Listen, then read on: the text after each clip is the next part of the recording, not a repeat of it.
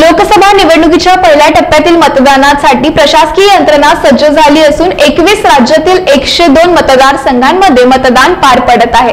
तर आज सकाळी बावनकुळे सरसंघचालक मोहन भागवत, राजू पारवे, विकास ठाकरे यांनी देखील मतदानाचा हक्क बजावलाय। राज्यात विदर्भातील 5 मतदारसंघांमध्ये मतदान होत आहे। महाराष्ट्रातील एकूण 5 मतदारसंघात मतदान पार पडेल। त्यात नागपूर, रामटेक, चंद्रपूर, गडचिरोली, चिमूर व भंडारा गोंदिया या मतदारसंघाचा समावेश आहे।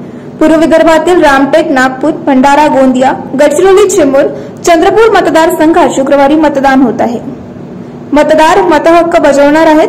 गडचिरोलीतील दुर्गम व नक्षलप्रवण भागात 7 हेलिकॉप्टरने कर्मचारी व ईव्हीएम पाठवले आहेत।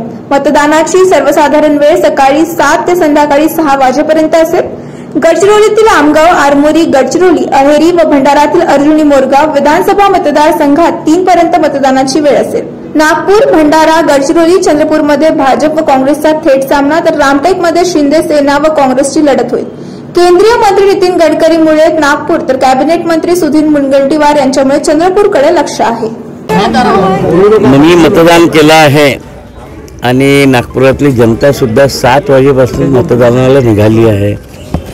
मतदानाचं पर्सेंटेज वाढेल असं मला वाटत आहे, ऊन असताना सुद्धा, कारण की जनतेमध्ये उत्सुकता आहे।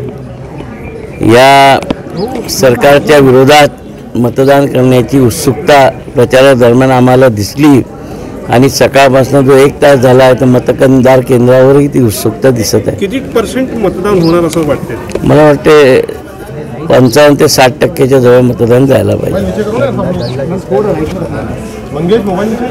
चला आता अजून काही नाही। कर्तव्य है और अधिकार भी है। मतदान से हम अपने देश का 5 वर्ष के लिए भविष्य निर्धारित करते हैं एक तरह से, और इसलिए सब लोगों ने मतदान करना चाहिए। देश के हित को ध्यान में रखकर अपना विचार स्वयं करके मतदान करना चाहिए। इसलिए आज सबसे पहला व्यक्तिगत कार्य मैंने ये किया है कि मैंने मतदान किया है। धन्यवाद। मतदान हे आपलं कर्तव्य आहे आणि आपला अधिकार सुद्धा आहे। मतदानाने येत्या 5 वर्षाकरता आपण आपल्या देशाचं भाग्य निर्धारित करतो आणि म्हणून प्रत्येकाने मतदान केलं पाहिजे। 100% मतदार मतदानात आले पाहिजेत। म्हणून आज पहिलं काम जे मी केलं उठल्यावर ते मी मतदान केलेलं। सर